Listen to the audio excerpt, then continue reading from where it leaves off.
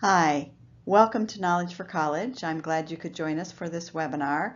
Today we're going to focus on playing sports in college.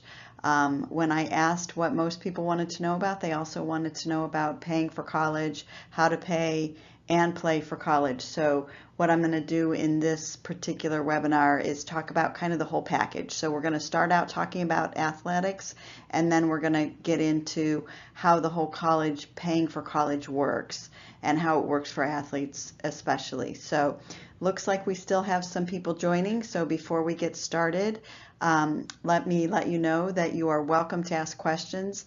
I have actually hidden the questions because I feel if I start reading, I get distracted, but my associate Jackie is here with me and she will answer the questions as they come in.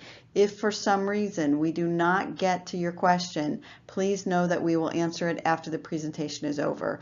Sometimes if it's a little personal or it takes more than just a quick couple of sentences, Jackie will defer it to me and I will get it answered after the presentation. But as I said, I'm really not good at reading the question and talking at the same time. So got Jackie here. Please ask. I don't mind questions. I actually appreciate them. So if you could let me know what questions you have, I'd appreciate it. So still people are joining, but I think I respect your time. You got here on time, so let's go ahead and get started. I always like to start out telling people a little bit about myself. First of all, I have 3 kids. My son is a freshman at Florida Institute of Technology. He is running the hurdles there.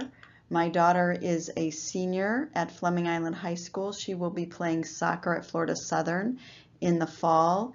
And then I have my bonus baby is 11 and she is a budding volleyball player. So we'll see. She's also drama and all of that. So we'll see what she ends up getting into. The reason I tell you this is because I want you to know that I'm right here with you. I'm not just talking from 20 years ago or I worked in admissions. I'm a parent first. And so not only have I gotten my kids that wanted to play sports in college, they're both playing sports. But I also have negotiated the best deals. So what I've learned, I've been doing this for over 5 years. What I've learned is not only just to benefit you, but it benefits me personally. And what I especially like about that is I can really relate to you. I know what changes the FAFSA are making. I know what changes are happening. I know if you live in Florida, I know about Bright Futures because it impacts me as well. So I guess I just want you to know that I'm passionate about this, not only on your behalf, but on my behalf as well. So I feel like planning for college is kind of like climbing a mountain, right? We get started when they're itty bitty tiny babies and we can't even see the top of the mountain, but boy, don't those conversations happen. We think about, are we going to save in a 529 plan? If you live in a prepaid state, should we do that? We start thinking about that. And then you know what happens? Life happens. So all of a sudden life happens and we get a little sidetracked and perhaps we haven't saved as much as we thought we would, and all of a sudden our kids are in high school and now the whole focus is on getting into college. And I've got some great news for you. If your primary concern is just to get your son or daughter into college, you can do that without my help. I believe that we could do almost anything without help, right? I have a neighbor, she was telling me that she was making some changes to her bathroom and she switched out the whole light system in the bathroom because she didn't like her bathroom lights. And I said, wow, you know how to do that? Because that is very impressive to me. And she said, well, I just looked it up on YouTube. And my son taught himself guitar on YouTube. You could be your own realtor. You could be your own plumber, for goodness sake, if you wanted to. So I want you to know if the sole goal is to get your son or daughter into college, you can certainly do that without help. Because with the advent of the internet, we can do just about anything. But my goal for my families is to make sure that you have successfully navigated your way down the mountain. What do I mean by that? If your son or daughter goes to college and doesn't have a job after 4 years, then in my opinion, you have not successfully navigated your way down the mountain. If your son or daughter changes majors, changes schools, takes 5 or 6 years to get their bachelor's degree, then in my opinion, you have not successfully navigated your way down the mountain. If at the end of the day, you were going to retire in 10 years and now it looks like 15 or 20 years, or you're $50,000 in debt and 50 years old, then in my opinion, you have not successfully navigated your way down the mountain. What I help you with is not only getting into college, but making sure we have a successful experience of college so that we can get off the mountain. And believe it or not, this starts in high school. Freshman, second semester, freshman year is my ideal time. I don't mind starting sophomore year. Most people, I will tell you, come to me as juniors and seniors. What I tell people is, look, I have a 15-page timeline. We have to do those 15 pages, whether you start as a freshman or whether you start as a senior. So it just crimps our time a little bit. So hopefully that makes sense. So what do we do for families? Primarily, we provide peace of mind for students and parents that want to play sports in college.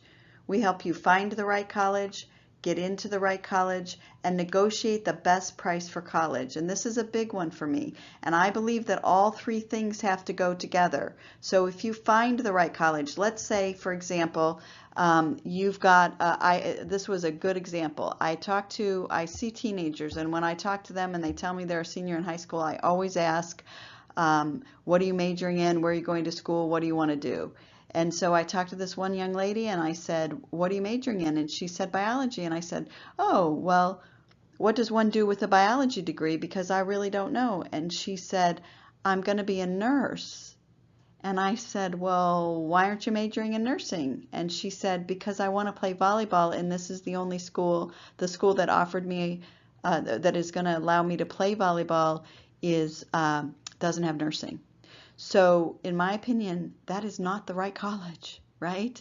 The goal of college is to get a job, not to play sports. If you're good enough to play at the collegiate level, I'm sure working together we could have found a school that had nursing. So just let that be your caveat. So first we have to find the right college. They have to have your major. Then if you find the right college but you're unable to get into college because of your test scores or your GPA or you didn't interview well, that again, then that's not the right college. So, and finally, if you find the right college, can get into college, but mom and dad can't pay for college, then it's not the right college. I believe all three things have to work together in order for us to have a successful college experience. And there are colleges out there, keep that in mind. There are colleges out there that will fit all those three steps for every single family listening. So let's talk about playing sports in college because that's why you're here. So I believe there are three ways that, there's probably more, but there are three primary ways that people get into playing sports in college. The first is called the Hope and Shirley method. And I'll tell you that most people have this approach. So here's what it is. We sure hope that Johnny gets seen at the football combine that he goes to. We sure hope that the college coaches see Sally at the Disney soccer tournament, right? Surely somebody's going to make an offer. And sometimes, you know what? Sometimes this works, right? They get seen, they get picked up, they get into college, and you can certainly do that. I talk in absolutes because that's who I am, but I want you to know every method works. This to me is the least certain method of you playing sports in college. I can't tell you how many families have come to me December, January of senior year, panicked because they don't know what to do because you know what? Their coach said they were good enough to play in college. But nobody has actually made an offer. They had some coaches nibbling at their heels, but nobody's made an offer. So now what do? It's December, it's January. So they come to me in a panic. So this, like I said, sometimes the Hope and Shirley method works, but more often than not, you're stuck it's almost time to make a college decision and you don't know where you're going. So that's my least favorite way to do it. The second way is a professional college recruiter.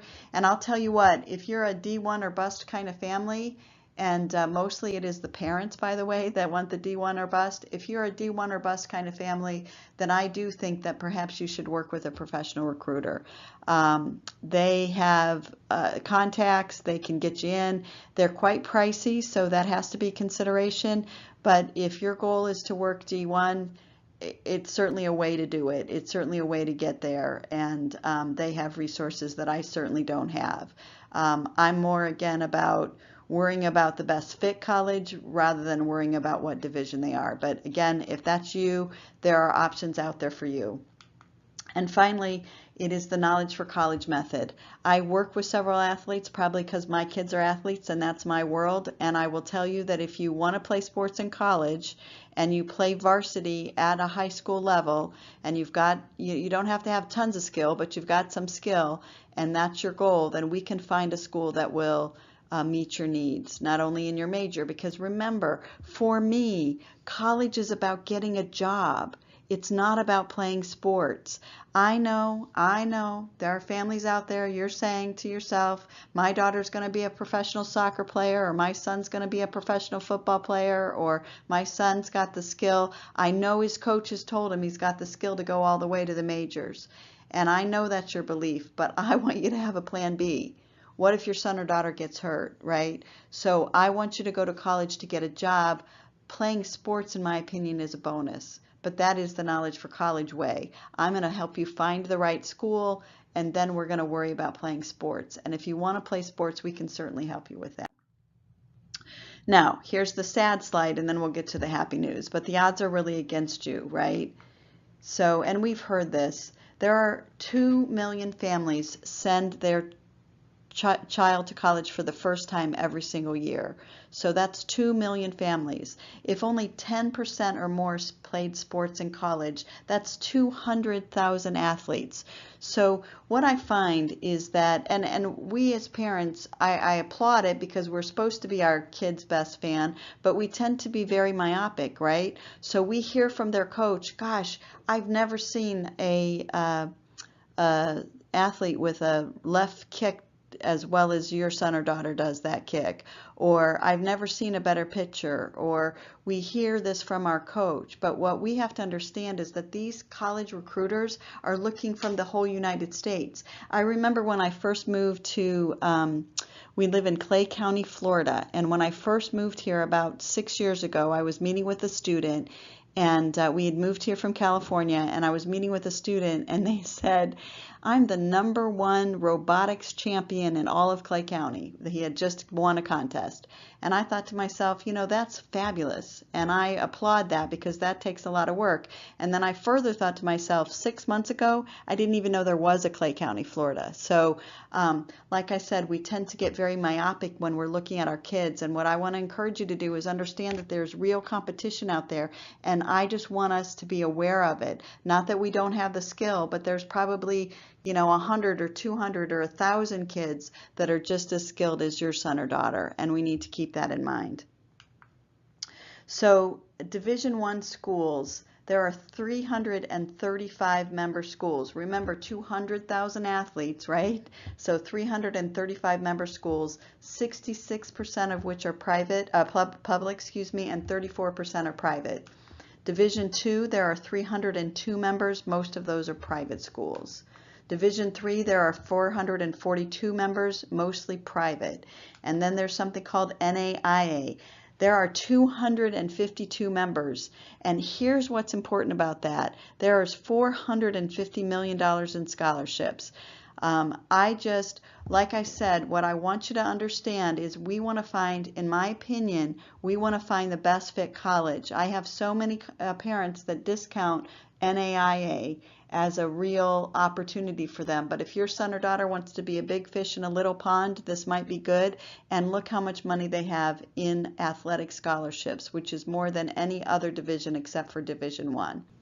All right, let's talk about some myths when it comes to playing sports in college. And the first is my favorite. That's the full ride myth. I'm sure you've been on the sidelines, because goodness knows I've been on the sidelines, of parents that believe that their son or daughter is going to get that full ride scholarship. They will put themselves into financial jeopardy to make sure they have the best trainers, make sure they pay the top club fees, make sure they do whatever they need to do in order for their son or daughter to get that full ride scholarship. Full ride scholarship, pure athletic scholarships are very hard to get. There are actually only 6 sports that routinely give full ride athletic scholarships, and by the way, soccer, lacrosse, not one of them. Basketball, baseball, Football, of course, and women's volleyball, yes. But other sports, it's really difficult to get a full ride athletic scholarship. Most of the time, the way this works is athletic directors, athletic coaches are given a certain dollar amount to field their whole team. And depending on the size of the school, that amount varies greatly.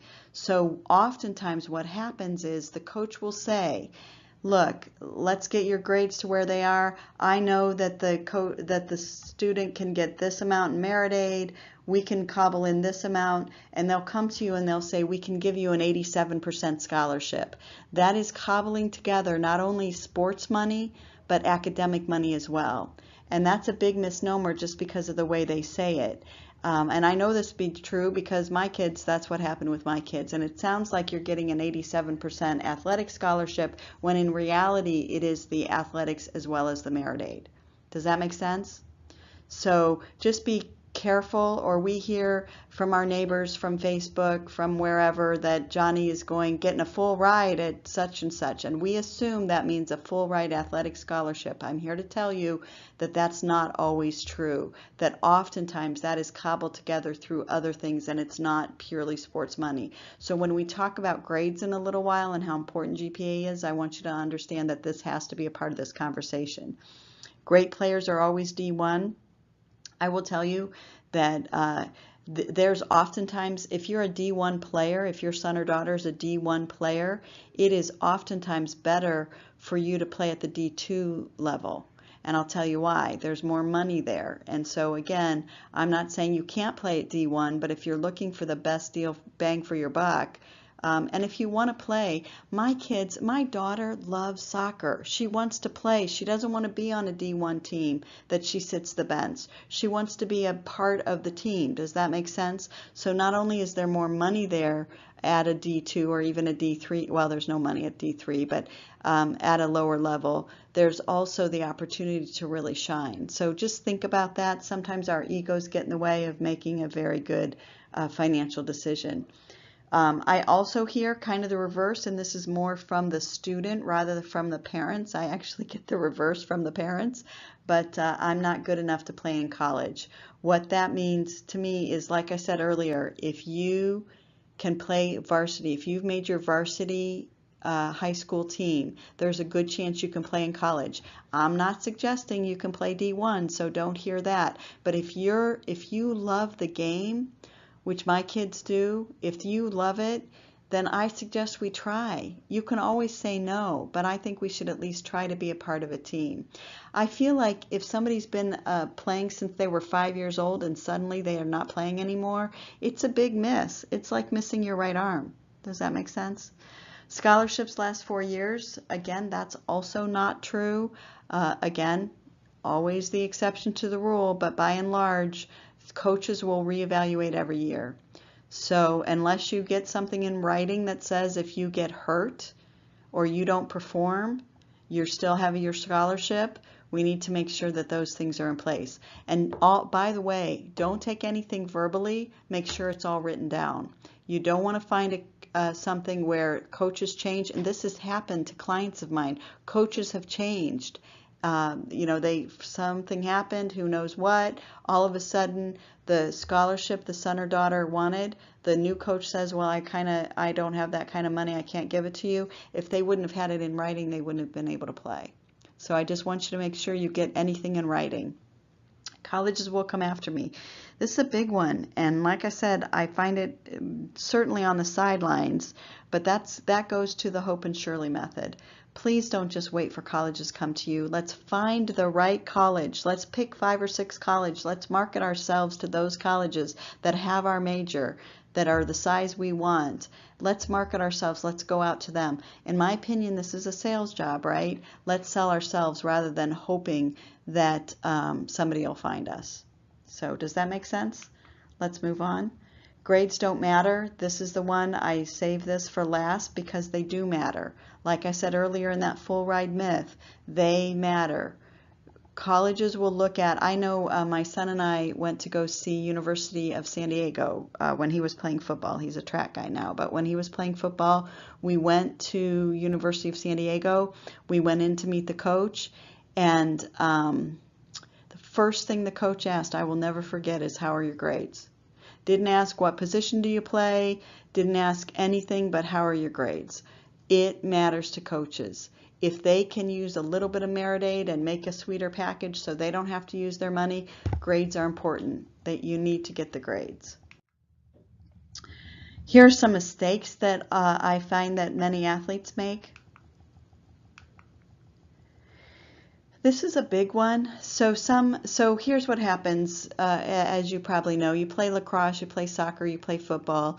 A college coach sees you for football at a combine or perhaps at a soccer, baseball, lacrosse tournament, wherever coaches see you. They come up to your coach and they say, hey, how is Sally Sue? What do you think about her? Is she committed anywhere to go to college? And they express interest.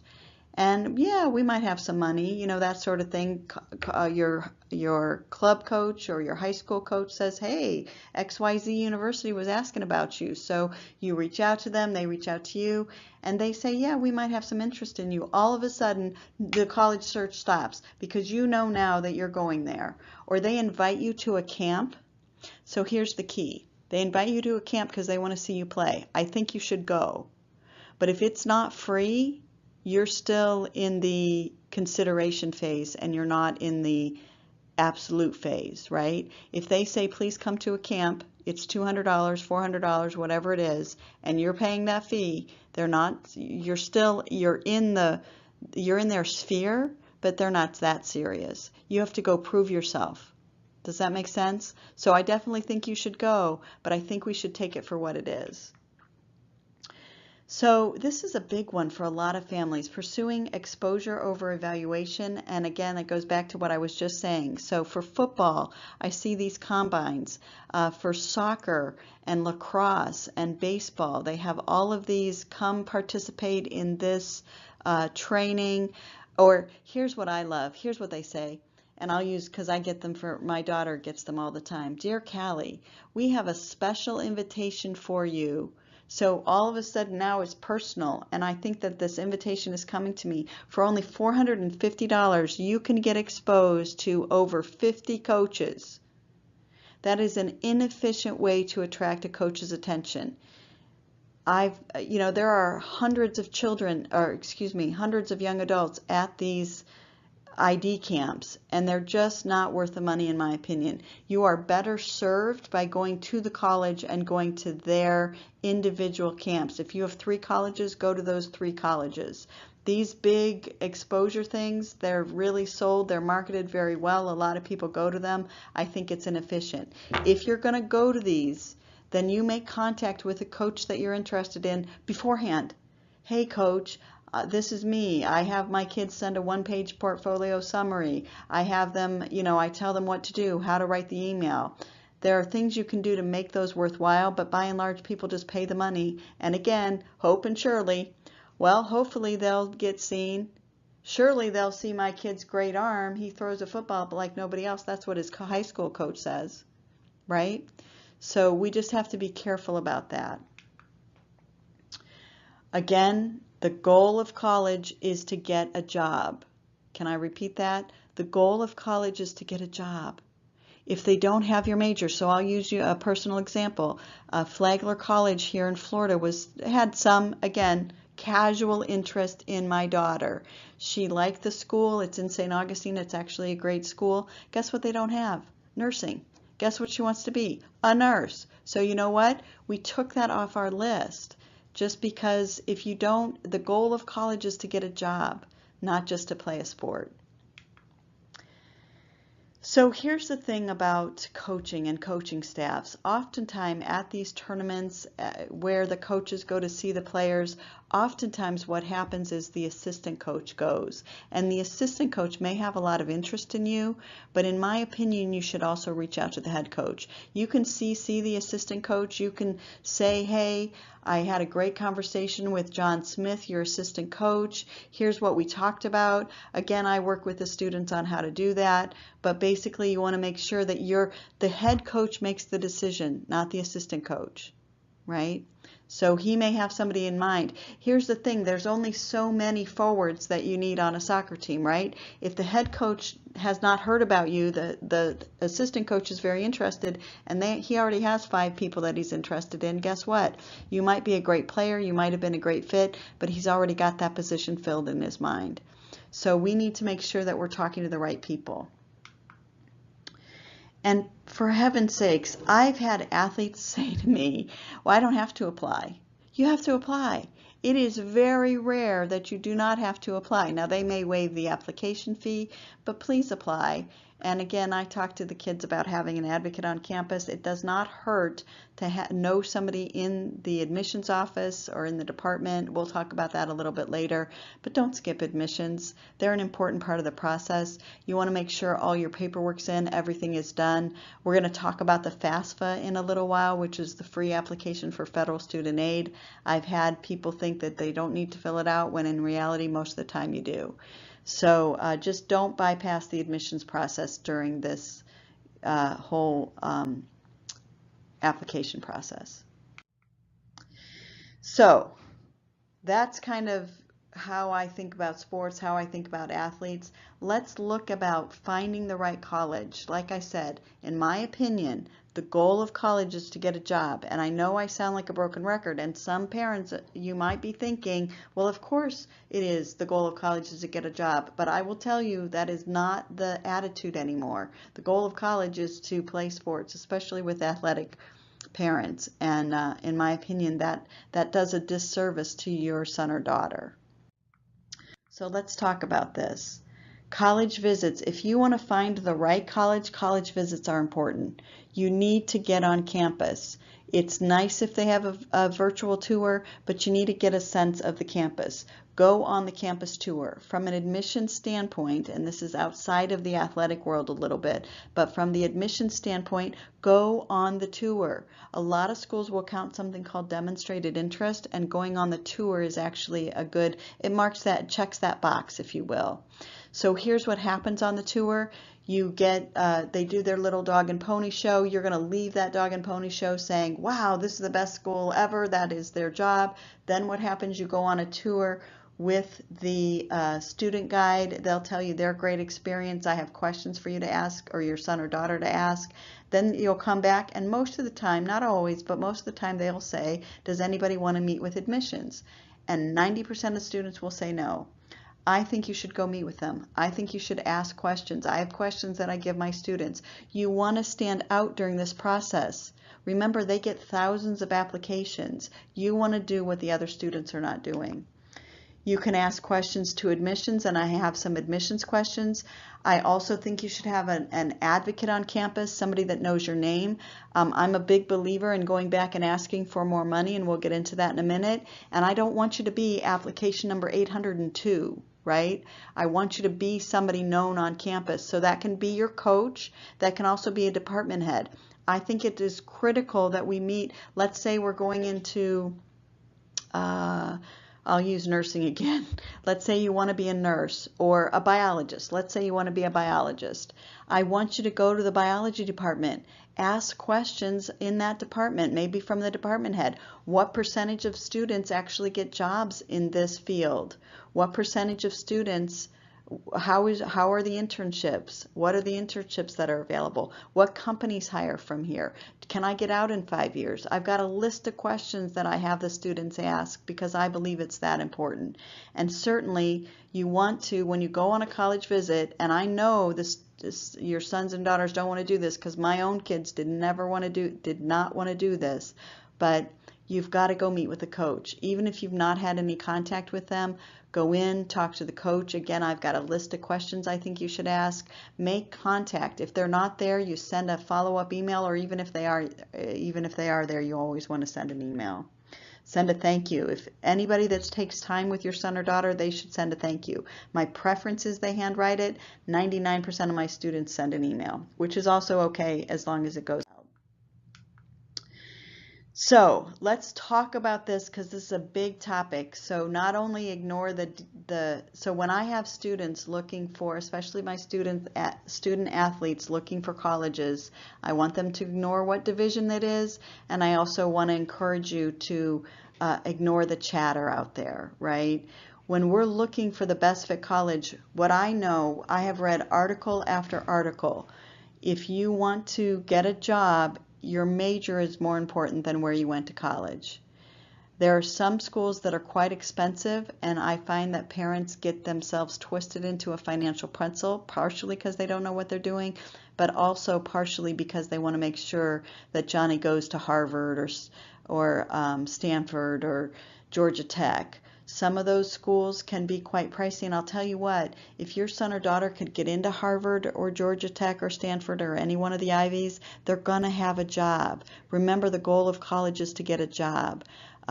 If you want to get into Harvard, I can certainly help you with that, but I want us to find the best fit college. If it's not a Harvard, if it is a small private school, then let's go there. I want this to be an enjoyable experience. For me and what I encourage you to do is not think about rankings. If Harvard is where you want to go, I have a student that wants to go to Notre Dame, has always wanted to go to Notre Dame. Guess what? We're working on getting her to Notre Dame. So I'm not saying not to go there. I'm just saying if you're going there simply because of where they're ranked, I would encourage you to at least have other things in that consideration pile. So hopefully that makes sense.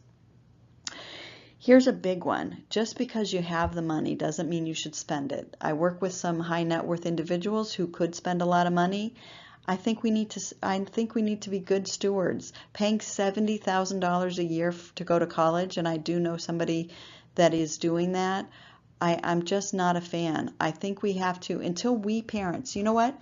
Until we parents stand up and say, no, I'm not paying that, college costs are going to continue to rise. I feel strongly about this. We have to say, you know what? That's crazy. I'm not paying 70 grand a year for my kid to go to Pepperdine or whatever university. It's not worth it. And I don't care how rich you are. I kind of have a belief that we're all broke. We're just broke at different levels.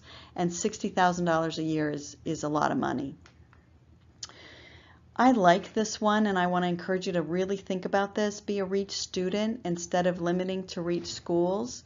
So again, when we talk about negotiating the best aid award package, what we want to really focus on and talk about is if you are a REACH student for the campus, they have money to give. If you're barely getting in, you're going to pay full price. And so I want you to really think about that. I'll give you my son's experience. At FIT, I think their average ACT score was a 28 and he had a 31. So guess what? We were able to go back and get more aid because they wanted students like that. Does that make sense? I feel like I have to put this in here this time, understanding the culture, and I'll tell you that that is really critical in this day and age. You know, if you lean a little right and this is a very left campus, then you might not have as an enjoyable campus experience.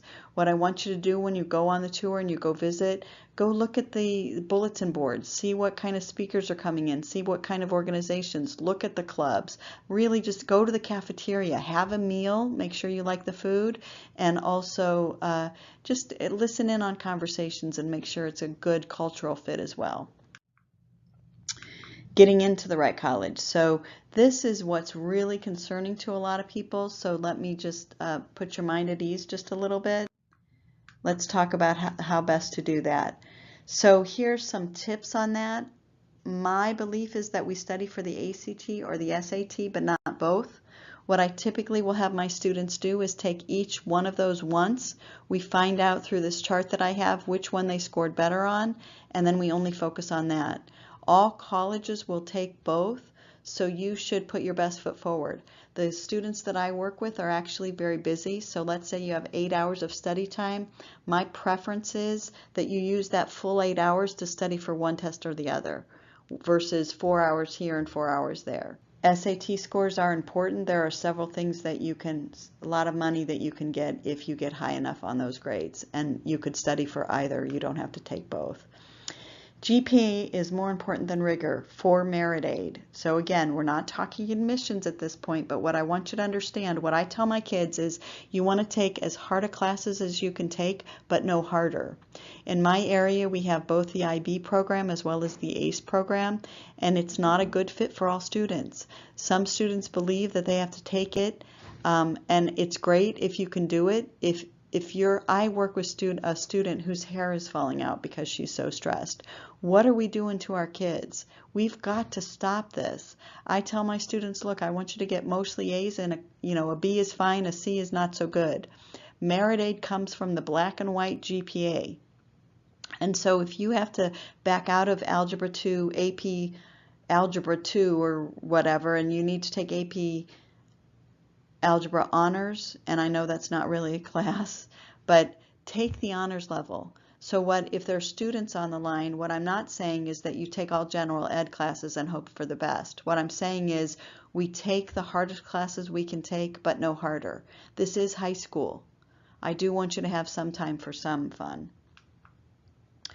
Don't be a number, have an advocate. I talked about this a little bit. Again, when we go back and ask for more money, we want to have somebody that knows our name. That advocate can be the coach if you're an athlete. It can be somebody in the department head, or it can be somebody from admissions. So here is when I asked for what people are most concerned about. Of course, I had a lot of people say about playing sports and how to go about it, and that's all really good feedback.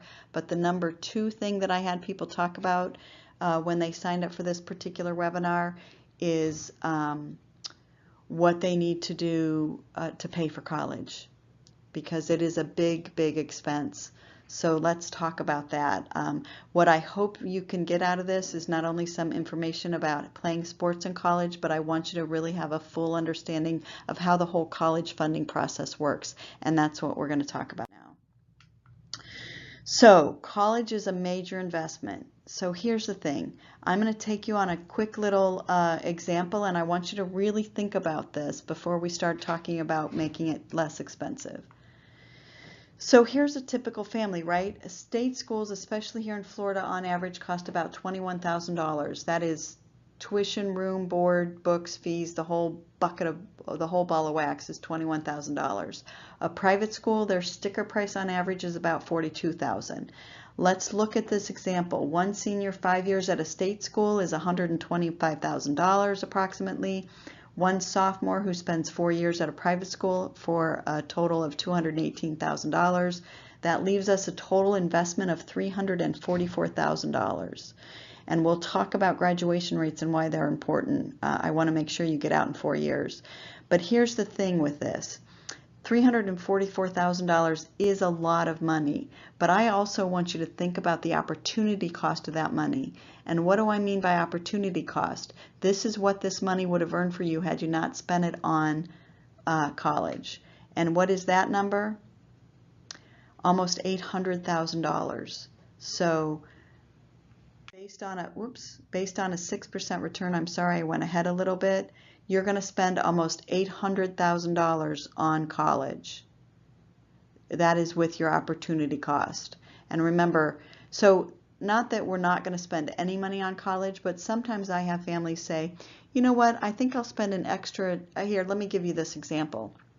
What happens with, I was working with a family when I first got here, and they had a senior and then 4 other children actually. And the school she picked, which I think was University of Alabama, and we're in Florida, an out-of-state state school is likely going to be the most expensive school.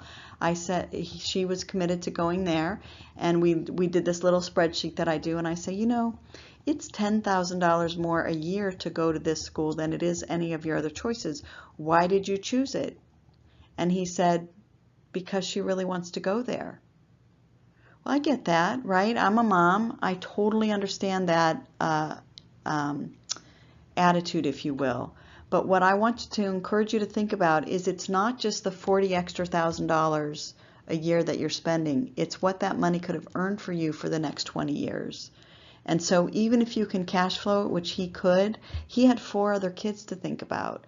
And so for me, it's not just, oh, it's just $10,000 extra dollars a year. It's 10,000 times 4 times what that money could have earned for you. So that's why I do it like that. So college is a major investment, whether we're looking at just the out-of-pocket dollars or the opportunity costs. So who typically helps us with this major investment? You know, before I sent my kids to high school, and when I first started doing this, I was more on the financial side of things. I more helped people financially, and I would tell people, look, I'm not a guidance counselor. Then I sent my own children to guidance, and I found out it's not their job. It's not their job to make sure you have the best fit college. It's not their job to make sure you pay as little as possible. It's their job to make sure you have 4 Englishes, 4 maths, foreign language if you need it. That's their job. Their job is not to help you, give you guidance on this. They just have too many students.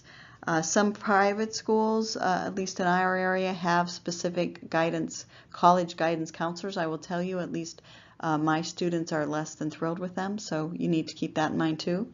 But anyway, it's primarily not their job to do this. Then of course we have our sons and daughters. They're a typical 18-year-old. I remember one time I went into my kids' high school, and I go there quite often, and I was looking at something and it said important senior dates, and by this time half those dates had already passed. And I said to the gal at the office, I'm like, why is it that my 5th grader can get me this information when I need it, but my senior, I had no idea. We missed something. I can't remember what it was anymore.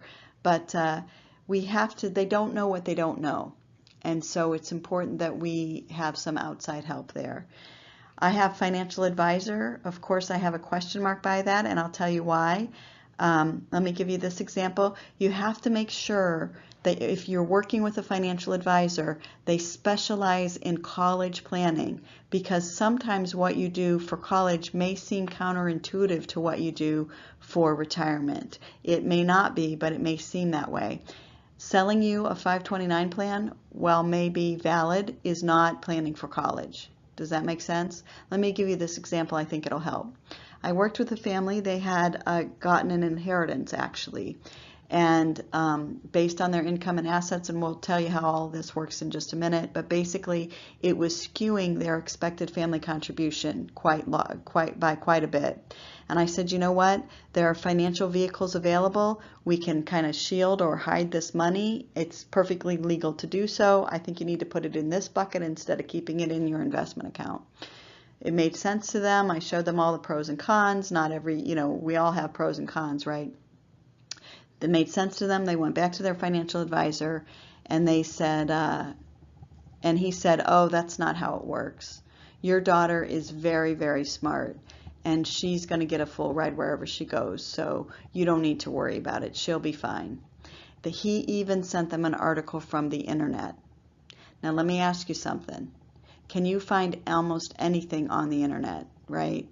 If you're pro-vaccine, you can find something to support your pro-vaccine argument. If you're anti-vaccine, you can find something to support your anti-vaccine argument. We can find just about anything on the internet. But anyway, long story short, they emailed me. This is when the FAFSA had to be done in January. They emailed me in January and said, Michelle, our expected family contribution is $90,000. What do you think we should do? Well, no, I did not say go back and talk to your financial advisor. I might have thought it, but I didn't say it out loud. I said, well, come in and let's see what we can do. Anyway, long story short, we were able to get their college costs down just a little bit. I think she went to Georgetown University, but with a $90,000 expected family contribution, and I'll talk about that in just a minute. They did not get much aid. We were actually able to get $3,000 or $4,000 off. But here's what I want you to know. I know this family paid $20,000 or $25,000 a year more than they needed to because of what their financial advisor told them. So I just want you to be mindful of that and make sure that you're working with someone who understands how the whole college funding process works. And of course we have our NDN and WCB. Don't know if you know what those mean, but next door neighbor, water cooler buddy, and I should also have on their Facebook. I know many of you came from Paying for College, that Facebook page. There's some people that pretend like they know what they're doing who really don't. You might have followed this feed. It's just frustrating. I feel like I should get off it, but I want to be of assistance. I want to be helpful, so I stay on it. But I remember one time somebody was concerned about filling out the FAFSA, and somebody else said, don't worry about it. Financial aid officers at the school will take a look at it, and they'll fix any errors you make. Now, this may be true in 1 or 2 cases. I've never heard of it. Some schools get 30,000 applications. I'm sorry. I don't believe that they go through each and every one. So it might happen for you, but I wouldn't count on it, and that's what I said. But a lot of people believe what they read on the internet, and I want to be mindful that you don't. Just double check your information. So saving for college is hard, right? We're all saving as much as possible. Here's the big one. People don't want to think about it. They sometimes don't come see me because they're not where they thought they should be from a saving for college standpoint, and we're going to talk about it. And so they just keep putting it under the rug. I want you to consider it, and I want you to really think about it. And of course, life is busy. Well, I have 3 kids. They're all very active. My husband travels. I get busy. I understand it. But here's an analogy that someone told me that I think is really relevant. They said, if you had a toothache, you'd find time to go to the dentist. So when your finances or your college plan or your college planning rises to the level of importance of a toothache, you'll find time to get it done. So here's what I would suggest. Whether you work with me or not, I really want you to start thinking about this now. As if you have kids in high school, which I assume that you do, please start thinking about this, putting a plan in place.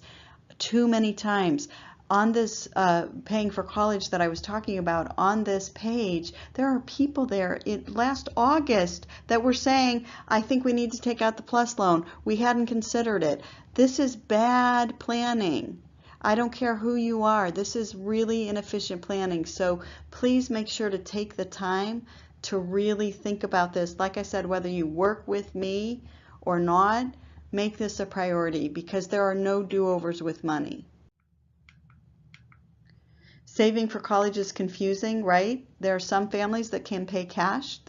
Wouldn't we all like to be there? That's certainly one option. 529 plans, they're the best marketed plans. Prepaid tuition plans, not all states have them. I think my idea of prepaid tuition plans, I think 20 years ago they were a great thing. So if you bought one 20 years ago and now or 15 years ago and now your sons and daughters are in college, that's a beautiful thing. I think they're less efficient right now. UGMA and UTMA, these are trust. Typically what will happen, what I'll see clients have an UGMA or an UTMA is because grandma gifted their sons and daughters, gifted grandma, grandson, granddaughter a gift. But I will tell you, if you have a choice. So here's the thing. More money is always good. We're always going to celebrate any kind of savings we have. There are efficient vehicles and less efficient vehicles. An UGMA and an UTMA will make your cost of college go higher. And we'll talk about that in a minute. It's just that assets in a student's name always make your cost of college go higher. So what I would recommend is if you have a choice and you can't, and they're saying, should we set up a trust? The answer is no. And we can, if you have questions about that, certainly come see me. There are no do-overs with money. I know I said that already, but there are no do-overs with money. It's too important. It's too much money to really take this so casually. Here's what I want you to think about. I want us to start paying for college with intention. I want us to go to college with intention. I feel like too many people today are just on the conveyor belt. Oh, we're a senior. Oh, we have to go to college. And they end up twisting themselves into financial pretzels because here's the attitude. Hey, we have enough money for the first year. We'll worry about next year. That's not an efficient attitude, and I see way too many families that have that. So how are people paying for college? So here's a question I get. A lot of people are saying, oh, can you help us get scholarships? Well, what I want you to understand is that only 1 to 3% of college dollars are paid for by scholarships, right? The best scholarships your sons and daughters can apply for are the local scholarships. So the Chamber of Commerce usually has a scholarship, perhaps the Rotary Club, perhaps the Elks organization, whatever our organizations, those are the $500 to $2,500 scholarships. Those are the ones that I suggest they apply for. Can you win the Nike $25,000 scholarship? Sure you can. Sure, you can win it. You could also win the lottery. So understand, I've had people tell me I've applied for 35 scholarships and we didn't get one of them. They're hard to get. Here's what happens. I go to a lot of my local high schools. I help out quite a bit with their financial aid nights. And 9 times out of 10, one of the speakers will get up there and say, there's $1 billion in unclaimed scholarships. And what happens? All of the type A parents put their head down and say billion scholarships, right? We're going to get a scholarship for Johnny. I just know it. And they apply. They don't understand how it works. Here's the other dirty little secrets about scholarships. Let's say you get that $25,000 scholarship from Nike. If you're getting any need-based aid, they can take that away. So your net out-of-pocket cost has not changed because of that scholarship. So it's a little bit of a misnomer when it comes to scholarships, and I just want you to be aware of that. So many people count on either the full ride, right, because we have an athletic son or daughter, or they count on just getting enough scholarshiping our way through college. I'm not saying that it can't happen, right? There's always exceptions to the rule, but treat them like they are exceptions to the rule. The money is there if it's taken as a part-time job. And again, your sons and daughters should be doing this, not so much you. Cash in savings and investments. 1/2 the cost of attendance for 1 year is what I typically find people have. On average, my clients have 1/2 the cost of attendance saved. So if that's you, we can still work together. We can still work it out. The more money is better. That's what, of course, we like. But if that's you, then sometimes borrowing has to be a part of the equation. And here's the thing. I want us to think about borrowing for the entire cost of college before we get there. Because when we get there, it's too late. We then panic. We do things that we shouldn't do, and we wrap ourselves into financial pretzels. You know, home, is that a good place? I will tell you, not a 401k. Credit card, student loans. The Parent Plus loan is not a good idea. And I know there's a lot of people that really support the Parent Plus loan because of their flexible repayment terms, but my belief is if you can't pay back the loan in a timely fashion, you probably shouldn't take it.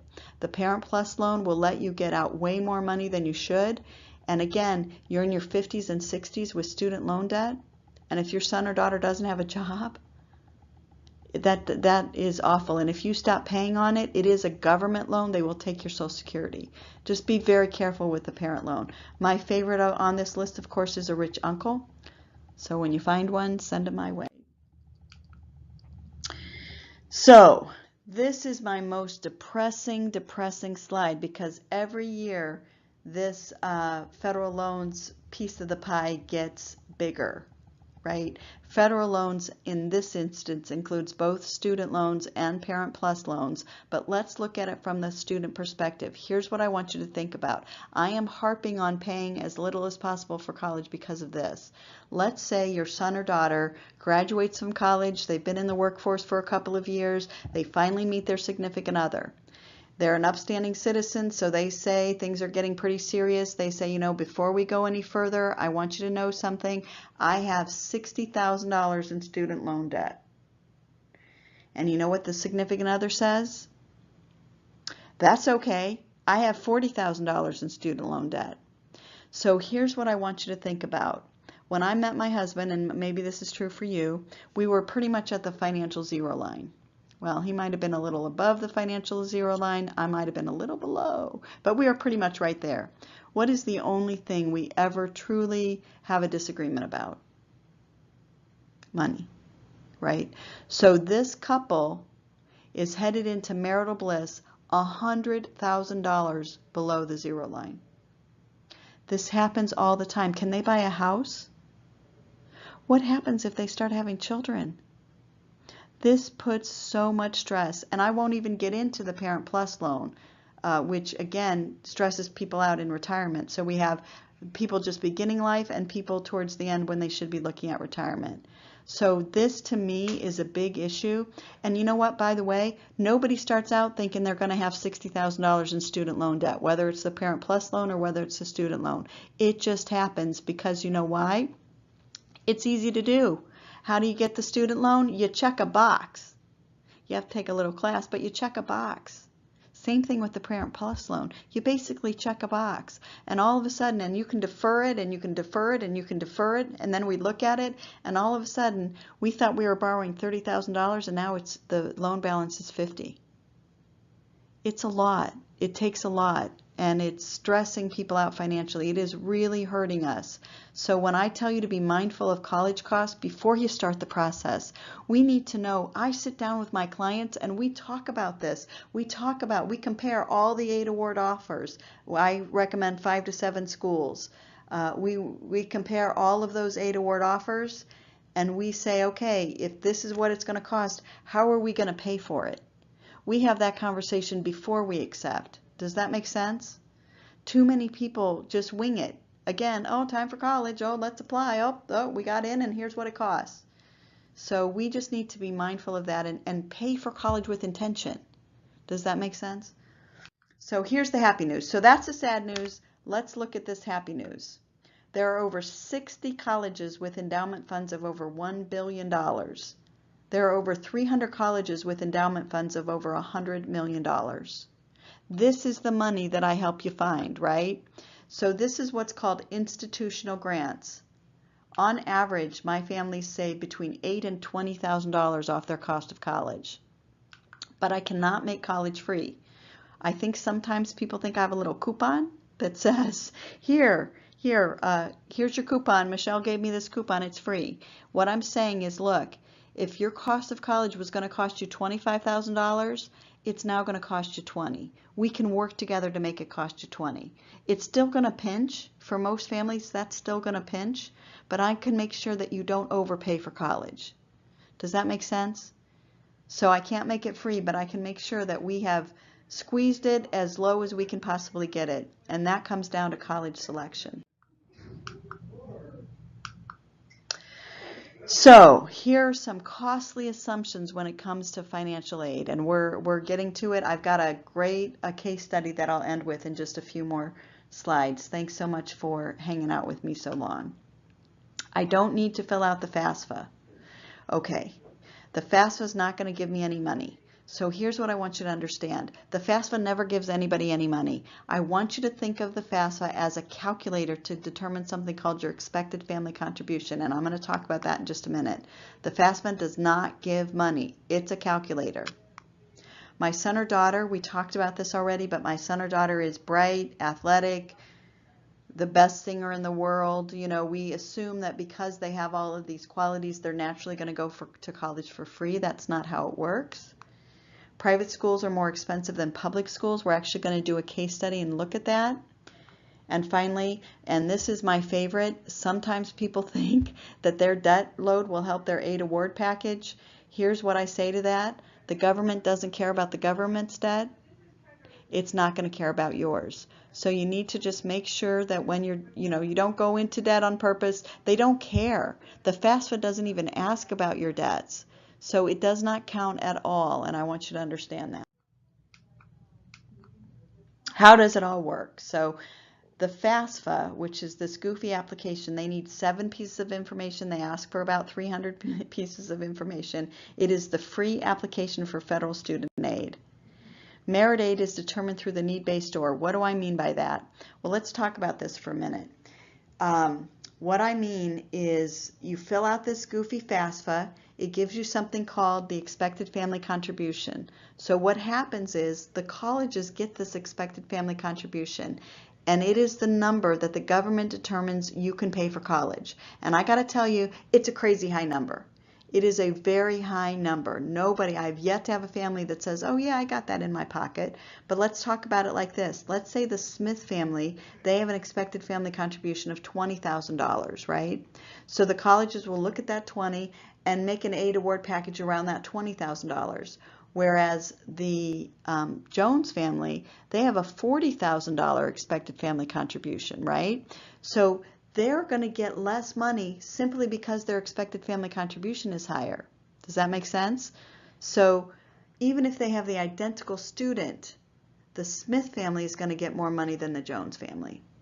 So after the initial award offer, colleges will not grant any more aid unless you fill out the FAFSA. What do I mean by that?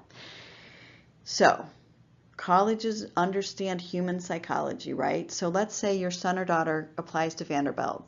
They get into Vanderbilt and they get a letter and it says, congratulations, not only have you gotten into Vanderbilt, but you got the $10,000 presidential award. Well, my God, what happens? Of course we go to Facebook, especially us ladies, right? We see it on this goofy paying for college site. Proud mom moment. Just wanted to say Johnny got into not only got into Vanderbilt, but got their presidential award. Not their vice presidential award, but their presidential award. We are so proud of Johnny. We call our aunts, our uncles, our cousin, our old college roommate. We call everybody telling them Johnny got the presidential scholarship. What we fail to consider is that Vanderbilt is $60,000. You're committing your family right now to $50,000 a year. Because you know why? It'll be really hard for us to go back and undo. I know Johnny got the presidential scholarship at Vanderbilt, but he's going to go to XYZ college. So just be mindful of that. Most private schools do that. I hate to burst your bubble. So first of all, let us celebrate our sons and daughters getting into these tough colleges. So I'm not saying that. I'm just saying take it for what it is. And for heaven's sakes, don't put it on Facebook. Does it baffle you as much as it baffles me? This Paying for College, which has, I don't know, 15,000 members. You see parents. Humble mom moment. Just want to say how proud I am of Sally. She got into all 7 colleges. I don't know. All right, let it go. I will. All righty. Fill out the FAFSA early. Colleges do run out of money. It opens October 1st of the senior year. That's a little bit of a joke. You don't have to fill it out by the 2nd, but try to get it in the month of October. Okay? 70% of FAFSAs are filled out incorrectly, potentially costing aid. 30% are required to be audited. So what do I mean by that? When I first started doing this about 6 years ago, I was living in California and I met with a family and I was talking about this. And when I work with families, we look at everything, right? They'd already filled out the FAFSA. I was working with their they had 2 other kids. And I said, well, bring in your FAFSA stuff and we'll see. So I'm looking at everything. And she had under total current investment something like $450,000.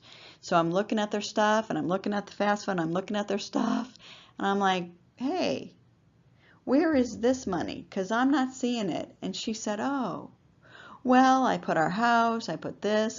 Now they did have a rental property, so we did have to count that. But the bottom line is their EFC, by the time we got done correcting it, was $10,000 lower than it had been initially. I said, well, you better call their son was going to Chico State. I said, you better call Chico State and tell them about this particular financial, that they're getting a new expected family contribution report. And so long story short, they ended up getting $4,000 extra a year.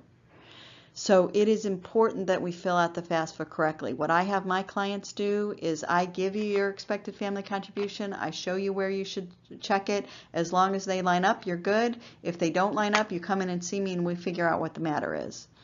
30% are required to be audited. Don't fudge on the FAFSA. I actually went to one of these financial aid nights and the young man there was talking a lot about the Pell Grant, and I forget what college he was from, but he said, you know what, nobody's looking over your shoulder, so you put whatever you want to put in the asset column. Okay, in my opinion, that is bad advice. Misinforming on the FAFSA is not a good idea. Certainly, if you make a mistake, I get that.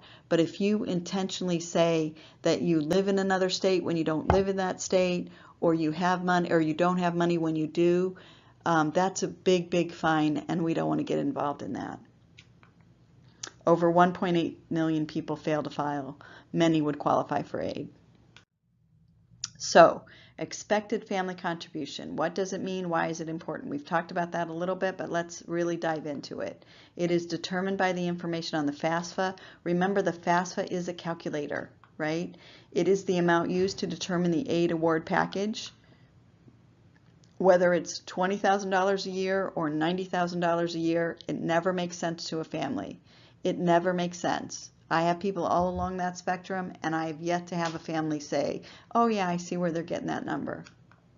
It is possible to lower. This is why I like you to start working with me before senior year.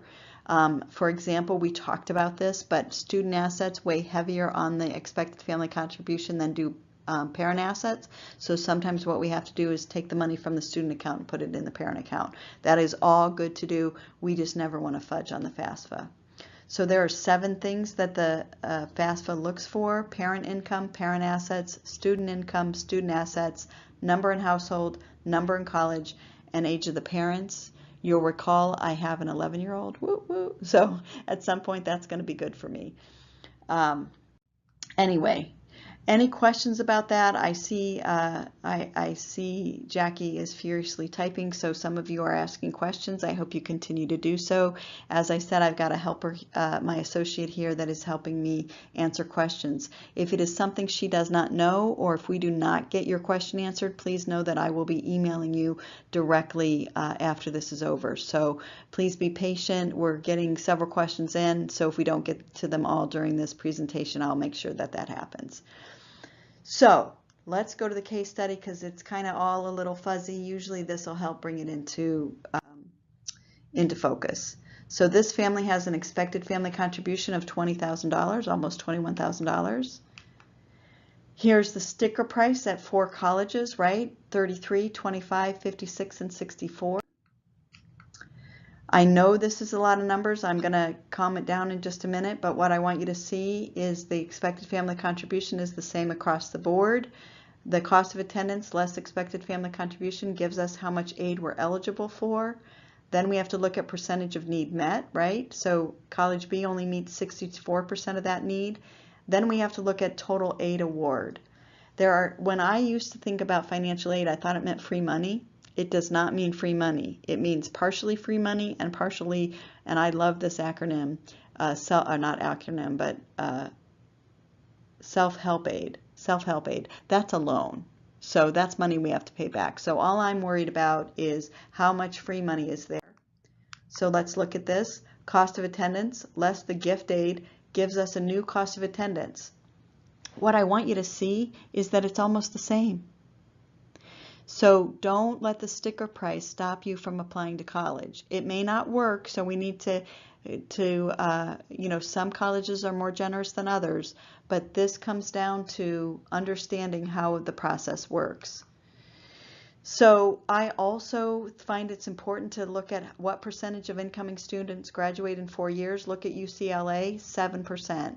I know that should be The Ohio State for any of you from Ohio. I'm from Ohio, but I couldn't fit it in that little slot.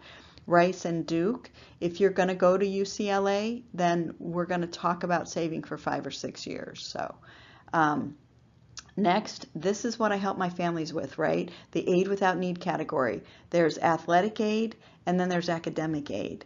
Of course, if you're Michael Jordan, this is where the athletic aid comes in. But even look down here. Look at College D, which is Duke. They have an additional $12,000 just in academic or merit money. And certainly if you're an athlete that can play at that level, there's lots of money there as well. So it's not always the case that a state school or a public school is less expensive than a private school, and I just want you to keep that in mind. So what should you do next? You should know your EFC, and if you'll look in the box next door, you'll see if you set up something called a college strategy session, that is included in your $49 that you paid. I will send you a link. You give me your basic financials, and I will, during our meeting, I will give you an expected family contribution report. I'll also analyze it with you, make sure that I've answered all your questions. You may think of questions afterwards, and we'll talk about whether or not it makes sense to work together. So there's a button right there. Go ahead and set that appointment. I'd love to see you. So what is everything that we do? Let's go through this very quickly. I appreciate you being on it. You get your customized report. The $150, we've done some market research to find out what are things costing just in general. So expected family contribution report, I think you should have that. That's why I give it away as part of the package of this webinar. I really think you need to know that, whether or not we work together, right? I'll do a FAFSA or a CSS profile review. I have a 15-page timeline that I give you, right?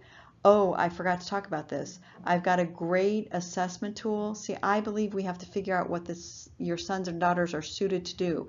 Remember, the goal of college is to get a job. So we need to make sure I've got a great assessment tool that looks at aptitudes and interests and then says people with your aptitudes and interests tend to do well in these 30 careers. It's not limiting. It's a fabulous, fabulous tool. That alone is worth the price of admission, right? Student binder, everything you need to know in one binder. Student guidance, so we give individual guidance depending on your package level is how much. That can run up to $4,000 or more. We actually called one person doing some market research and she charges $20,000. So I don't know if she flies to campus with you, but but you know, God love her. She can get $20,000, you know, more power to her, right? Reminders to students. So my own children don't check their email very much, so I often will do reminders. Make sure to get your applications in, go to guidance check for scholarships, make sure to study for the SAT or the ACT, that sort of thing. I also have a fabulous, fabulous test prep course. What I try to do is be that one-stop shop. Anything you need for college, I have it. I have an online SAT, ACT, AP, end of course exam test prep system that I use. It's fabulous. My son, for example, went from a 25 in English up to a 29. So just by using this tool, it's great. What the kids tell me they really like about it is the fact that it comes in kind of 20-minute study blocks. So you take a diagnostic and then it gives you 20-minute study blocks. It's a really, really great tool, and it's all online. Essay application review. I take your essays, especially for those upper level schools, and we make sure that they're the best possible. I've got a guy that does it. He's fabulous. Quarterly group discussion calls. These are more just general information topics like goal setting, you know, that sort of thing. They're optional. The students don't have to be there, but they're certainly available if they want to. This is where the rubber meets the road, right? This award letter evaluation and appeals assistance. On average, we save our families $8,000 to $20,000.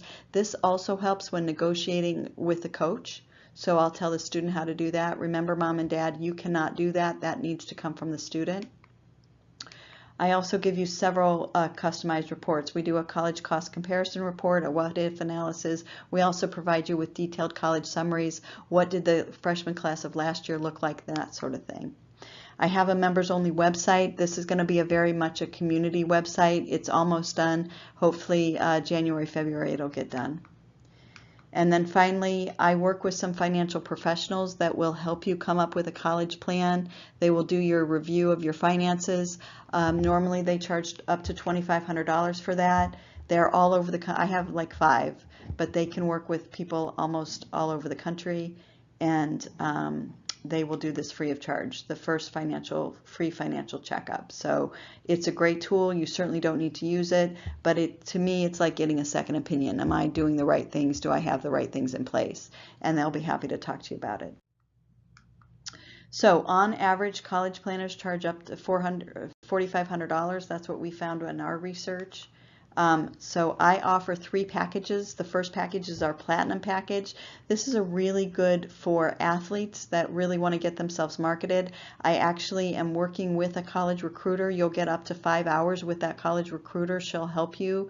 I also have students that need an extra push, maybe unmotivated students or students that can benefit from some extra academic guidance. So if you're not an athlete and you don't need that 5 hours with the college recruiter, then what you can do is get up to 10 hours of tutoring. So that's really important when it comes to GPA and SAT or ACT. So that's that personalized attention there. So the Platinum package includes lots of personal attention.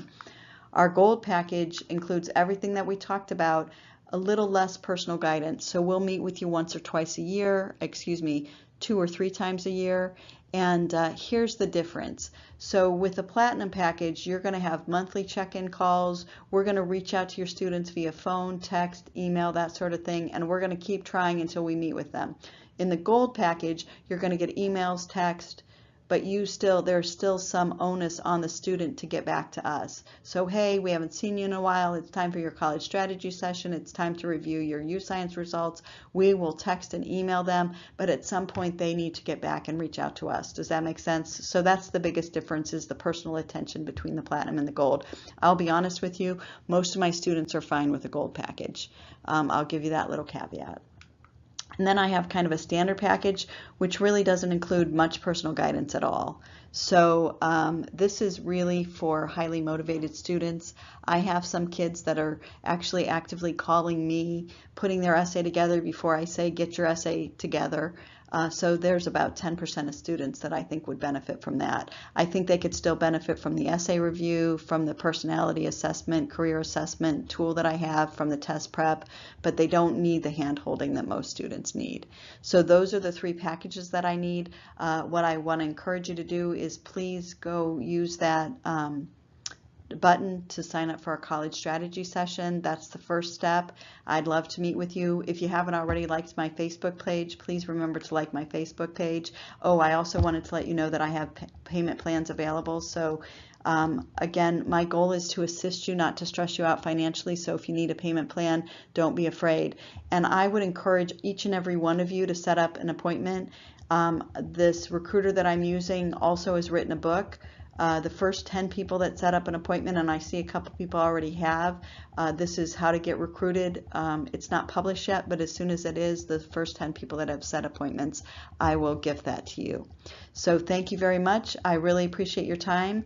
I try to get it done in an hour, but I have a lot to say, so I appreciate you sticking with me. Like I said, remember to like us on Facebook. It's @K4College is our Facebook link. And check out our website. If you have questions, my office number is 904-625-0299. But I encourage each and every one of you to set up a college strategy session. If you have any questions for me, go ahead and put them in the question box and I'll be sure to get them answered. Thank you very much and have a great day.